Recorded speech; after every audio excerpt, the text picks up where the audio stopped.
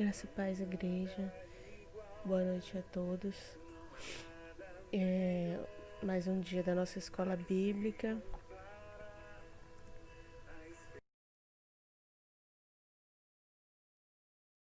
A lição de hoje é a 13, intitulada Inimigos da Igreja, as portas do inferno.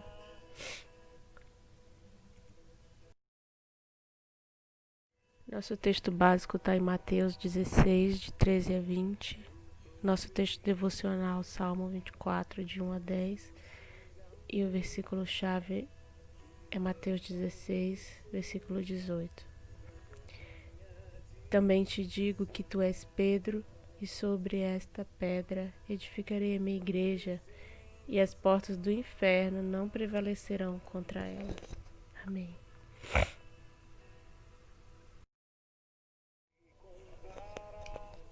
Então, irmãos, quando Cristo fala, que as portas do inferno não prevaleceriam contra a igreja, isso significa que os inimigos da igreja ela não teria mais força do que ela própria.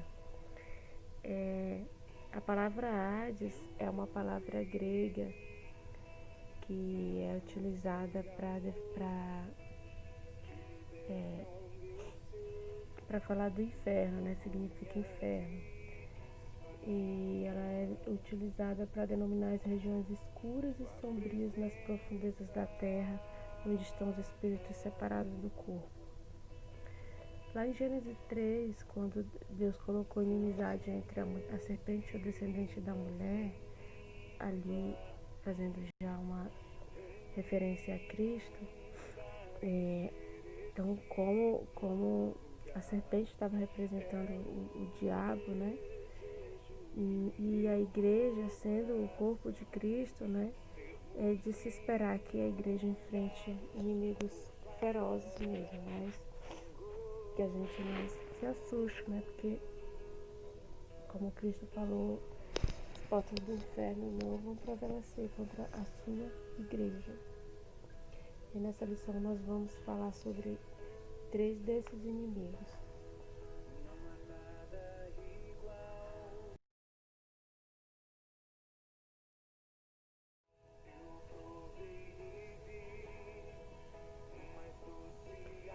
A primeira delas são as ideologias. Ideologia é o conjunto de ideias que orientam as ações sociais de uma pessoa ou grupo. A ideologia que prevalece hoje, no nosso tempo atual, é a do pós-modernismo, que é desde 1950, quando teve fim o modernismo. Então, essa ideologia, ela traz algumas heranças e nós vamos ver agora o impacto, o significado de cada uma delas e a resposta bíblica também para elas. Então, as ideologias são a secularização, consumismo, pluralismo religioso, privatização e relativismo moral.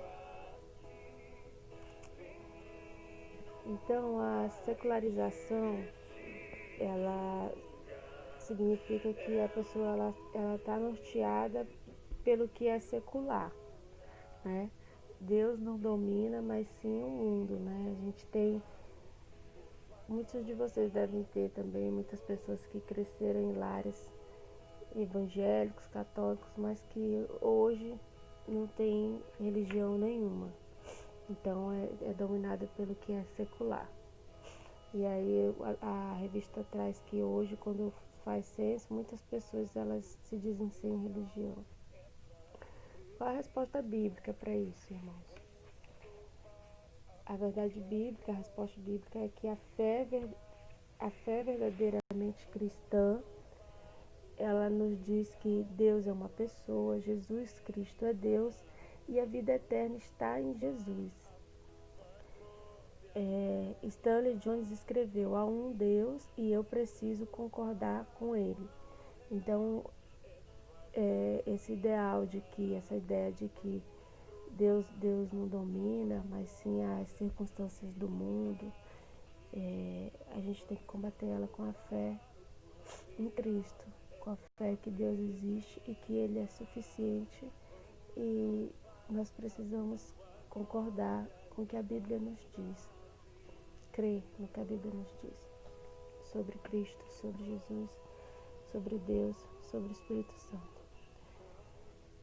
A outra ideia aqui é o consumismo, né? Consumismo é a compulsão por comprar mesmo sem ter recursos, né? Como a gente vê isso, né? A pessoa ela não se satisfaz em ter o que ela já, apenas o que ela já tem, né? Em possuir apenas o que ela já tem, mas ela vê a necessidade, ainda mais com essa enxurrada de propagandas que tem aí. Ela vê a necessidade de trocar de celular todo ano, trocar de carro, ter vários sapatos, relógio, né? E por aí vai, né? É o que a pessoa, que ela acha que faz ela feliz, é ela ter cada vez mais. Qual a resposta bíblica para isso? O nosso contentamento e os nossos olhos têm que estar voltados para os valores do reino de Deus. Então, não importa o que eu posso comprar aqui ou o que eu não posso comprar, a minha felicidade não tem que estar voltada nisso, e sim para aquilo que a Bíblia me diz que é importante, né? Lá em Mateus 6,33, Jesus fala: buscai primeiro o reino de Deus e a sua justiça, e todas essas coisas serão acrescentadas. Em 1 Timóteo 6, de versículo 7, diz que nada trouxemos para este mundo, e manifesto é que nada podemos levar dele. Então, para quê, né? Essa busca desenfreada em ter as coisas aqui nessa terra, se ela não vai nos acrescentar nada depois no reino de Deus. Pluralismo religioso, né? Hoje em dia a gente tem uma quantidade enorme, né, de religiões. Tem tanta religião que a gente não consegue nem citar o nome de todas, né? E religião é quando o homem ele sai em busca de Deus, né, de uma referência de Deus para ele, né? E o evangelho é o contrário, né? É quando Deus ele busca o homem. Então por isso que a mensagem do evangélico é única, né? E a diferença é essa. A resposta bíblica para o pluralismo religioso é nós termos a certeza de que Jesus Cristo é suficiente e que Ele é o único caminho. A gente não precisa estar buscando outras ideais, outras religião, porque Jesus ele é suficiente para nós. Amém? A Bíblia afirma que Jesus pode salvar totalmente os que por ele se chegam a Deus, vivendo sempre para interceder por eles. Hebreus 7:25. Então, Cristo vive para interceder por nós. Então, só essa certeza de que Ele morreu na cruz para nos salvar já tem que ser suficiente para nós não buscarmos nenhum outro tipo de religião. Privatização. A privatização é o processo pelo qual a pós-modernidade produziu um abismo entre a vida pública e privada, que é a vida particular. E aí, no caso, essa privatização, ou seja, não importa, não interessa para você o que eu faço na minha vida pessoal, né, no isolamento que a pessoa se encontra, né, principalmente hoje que a gente tem uma quantidade grande de solteiros também, né, e não importa o que a pessoa faz no mundo particular dela, mas esses indivíduos na vida privada, eles se compensam, né, fazendo aquilo que na vida pública seria intolerável.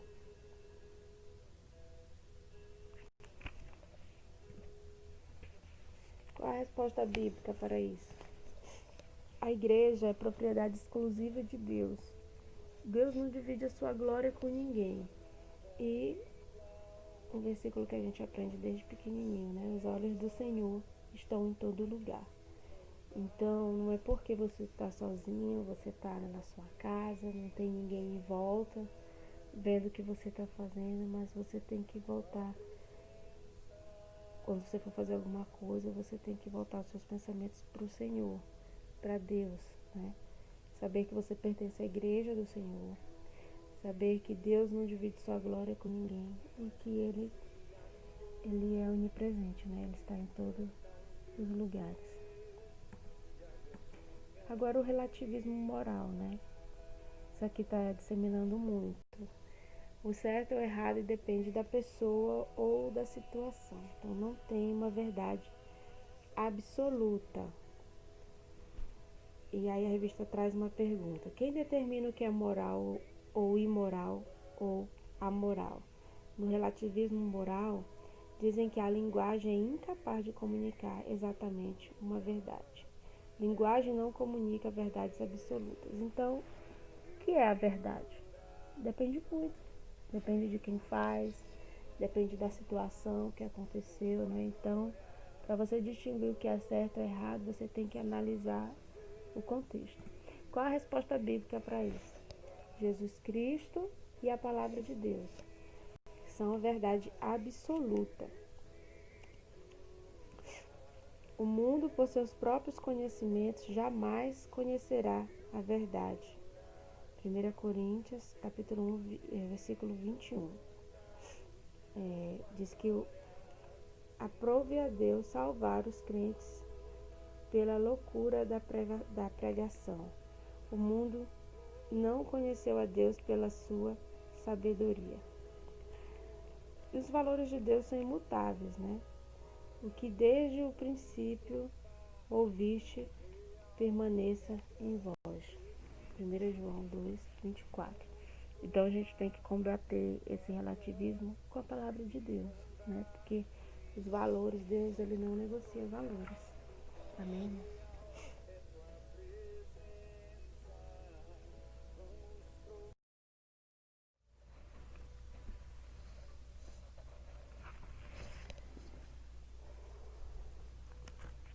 O segundo inimigo, por assim dizer, da igreja são as heresias. Então, o que é uma heresia, né? A palavra heresia, ela originalmente significa escolha. O apóstolo Paulo escreveu sobre o perigo do vento de doutrina, Efésios 4,14.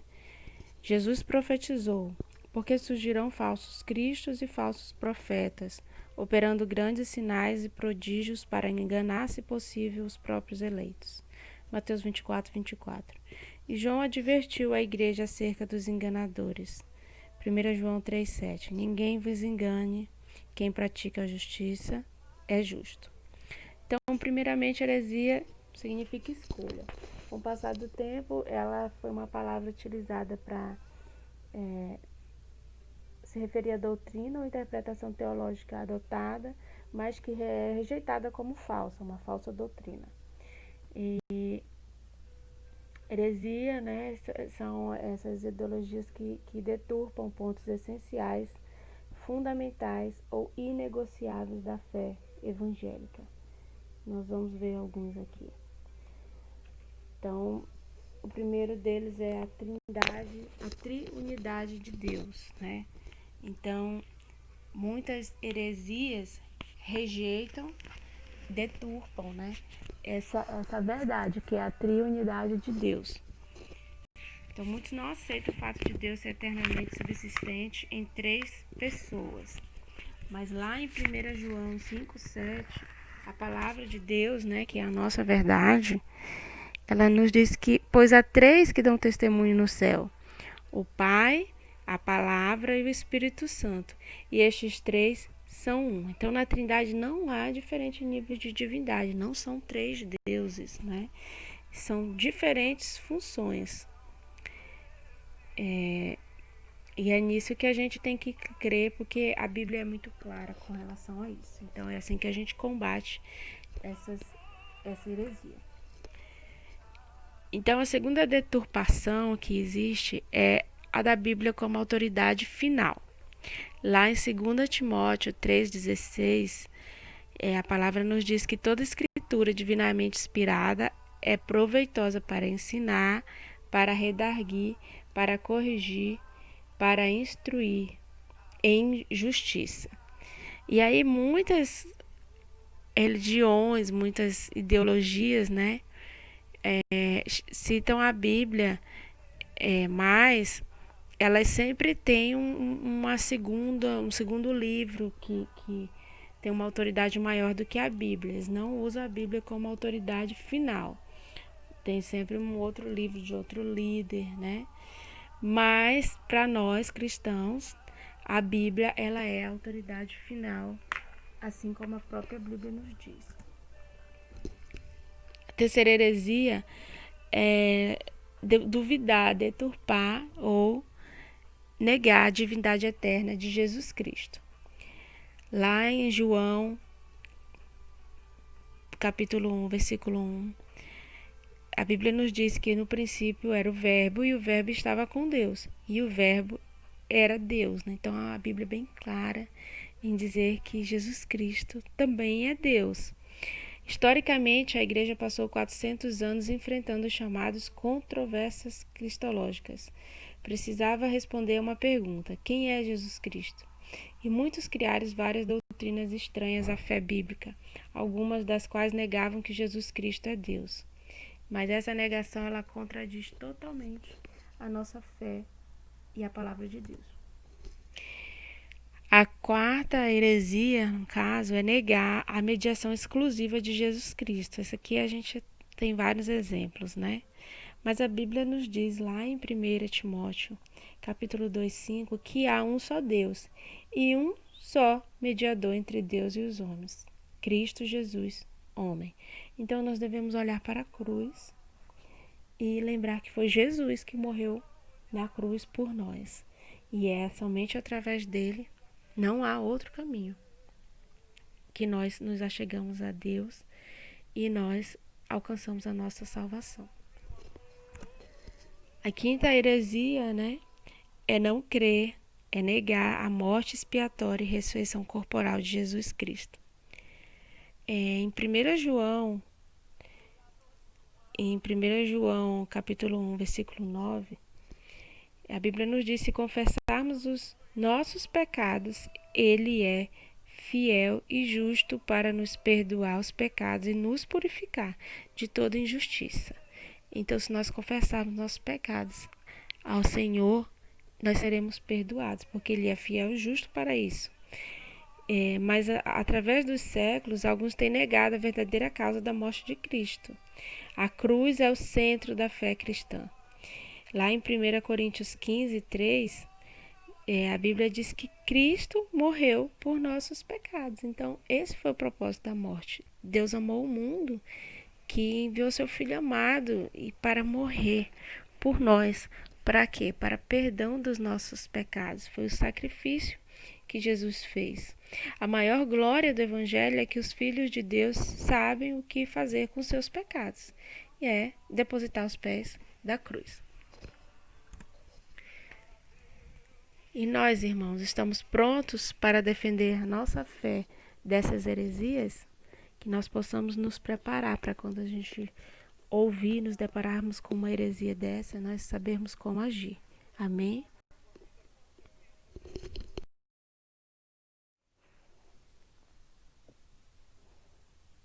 E o terceiro inimigo da igreja que nós vamos ver nessa lição são as apostasias.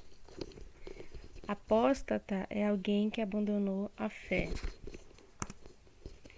Na Grécia Antiga, apostasia apóstata no caso, né? Era uma palavra denominada para descrever o soldado que se revolta contra o próprio exército. No Antigo Testamento, a palavra apostasia ela significava rebeldia contra Deus. Mas por que as pessoas abandonam a fé? Vamos ver os principais motivos aqui. Primeira, perseguição. Lemos e ouvimos sobre pessoas que sofreram e ainda sofrem por amor a Cristo. Todavia, muitos também que negaram o seu Senhor quando enfrentaram angústias e perseguições. É importante ressaltar que perseguições não significam necessariamente alguém nos ameaçando de morte ou espancamento. As perseguições podem ser calúnia, difamação, mentiras, também são formas de perseguição. Então, que nós possamos vigiar se nós não estamos enfraquecendo mediante as perseguições que nos cercam e que nós possamos nos fortalecer no Senhor quando isso acontecer. Mundanismo, né? Tiago faz a expressa declaração que aquele que quiser ser amigo do mundo constitui-se inimigo de Deus, Tiago 4:4. E João completa dizendo que se alguém amar o mundo, o amor do Pai não está nele, 1 João 2,15. Então, não tem muito o que falar, né? Se você quer seguir as coisas do mundo e não da Bíblia, provavelmente você vai negar a sua fé. A fé superficial, né? A gente vê muito caso de pessoas que estão anos e anos na igreja e que de repente se desvia. A revista traz que, na verdade, essa pessoa ela não tinha uma raiz firmada na fé, né? Na verdadeira fé em Deus, né? Na palavra de Deus. Devemos nos lembrar que Jesus falou do que foi semeado em solo rochoso. Não tem raiz em si mesmo, sendo antes de pouca duração. Mateus 13:21. Estar na igreja há muitos anos não é sinônimo de uma fé profunda. O escritor aos Hebreus se surpreendeu com seus leitores quando, devido ao tempo decorrido, ainda estavam se alimentando de leite. Hebreus 5:11-14. Rejeitar a boa consciência é um dos motivos que levam à apostasia. Observemos bem essa expressão do apóstolo, rejeitando a boa consciência. Esteja certo de que a rejeição da boa consciência começa na rejeição da voz da consciência, né? Ou seja, você tem aquele momento que você sabe, tem uma voz que te fala que você está indo para o caminho errado, que aquilo não é correto, mas você não ouve, você rejeita. Lá em Hebreus 3, versículo 7, a Escritura apela para que, se você ouvir a voz do Espírito Santo, não endureça o vosso coração, né? Então, que você pare, reflita antes de fazer algo que você vai se arrepender depois. Ninguém se desvia da verdade da noite para o dia. É sempre resultado de um processo. Então, começa com algo pequeno, depois algo um pouco mais grave, até que você está totalmente afastado da verdadeira fé. Prosperidade, né? Aqui o autor nos diz que existem dois momentos difíceis, né, para o cristão.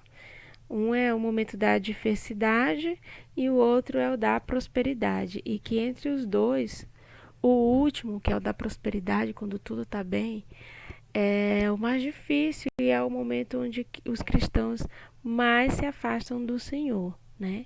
Porque quando você está com dificuldade, você clama a Deus, né? Mas, no entanto, aqueles, quando tudo vai bem, eles se esquecem do Senhor. Outro motivo para a apostasia é a vergonha de ser cristão. O Senhor Jesus advertiu: qualquer que nesta geração adúltera e pecadora se envergonhar de mim, das minhas palavras, também o Filho do Homem se envergonhará dele, quando vier na glória de seu Pai com os santos anjos. Marcos 8:38. E aí, que contradição, né? O pecador se envergonhar do Salvador. Na verdade, a revista até traz assim que deveria ser o contrário, né? Cristo que deveria se envergonhar de nós. No entanto, ele morreu para o resgate de nós pecadores, que nós não nos envergonhemos de sermos cristãos, da nossa fé. E aí, a última que ele traz aqui como motivo para a apostasia são os problemas interpessoais. Infelizmente, muitos se esquecem que não podem afirmar que estão em comunhão com Deus quando não estão em comunhão com seus irmãos, né?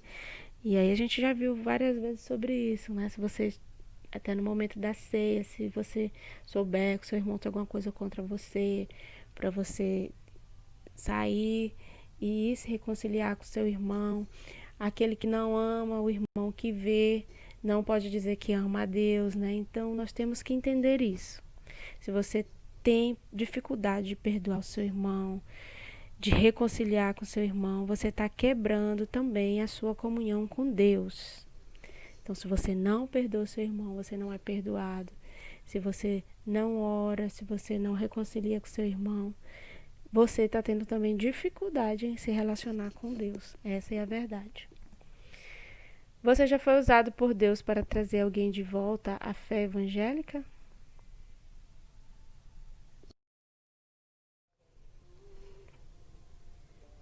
Então, irmãos, nós podemos ver nessa lição, né, três pontos, né, que são considerados como inimigos da igreja, que é a ideologia, as heresias e as apostasias, né? Mas eu volto aqui para o nosso versículo-chave de Mateus 16:18. Também eu te digo que tu és Pedro, e sobre esta pedra edificarei a minha igreja, e as portas do inferno não prevalecerão contra ela. Quem nos diz isso? É Jesus Cristo. Então são palavras do nosso Senhor afirmando que nada prevalecerá contra a igreja verdadeira.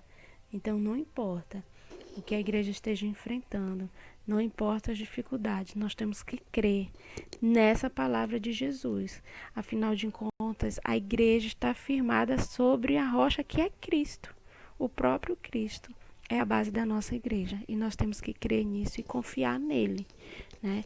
Lá em Mateus 28:20, o Senhor afirmou que estaria conosco todos os dias até a consumação do século.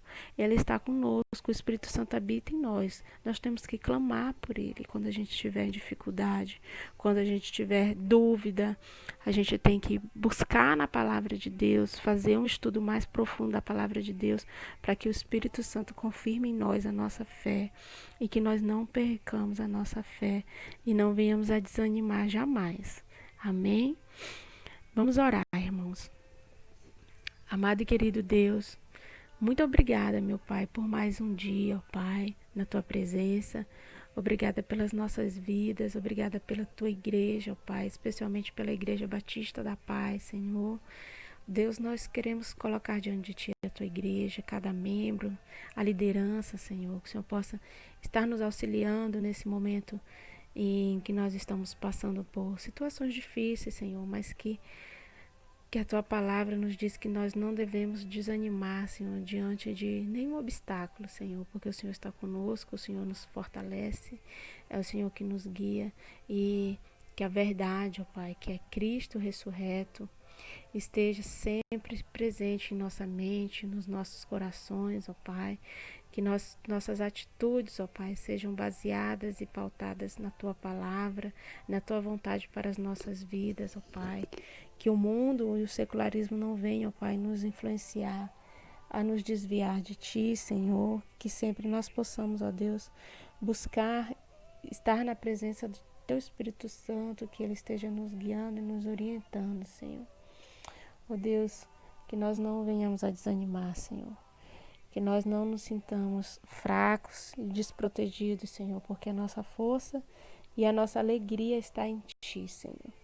E que assim seja, Senhor, todos os nossos dias, porque nós sabemos, Senhor, que nada pode, ó Deus, derrubar a Tua igreja, Senhor. E que a Tua igreja, que somos nós, ó Pai, somos mais que vencedores em Ti, Senhor, porque assim o Senhor determinou. E nós cremos, ó Pai, que o Senhor virá nos buscar e nós queremos estar firmes, ó Pai, até esse grande dia, Senhor. Ajuda-nos, Senhor. Ajuda-nos, Senhor, a perdoar uns aos outros. Ajuda-nos a amar ao próximo, Senhor. E a crer cada dia mais e mais na Tua palavra, que nós possamos crescer, Senhor. Cada dia mais em santidade, fé, esperança e amor. Em nome de Jesus. Amém. Louvado seja o Teu santo nome.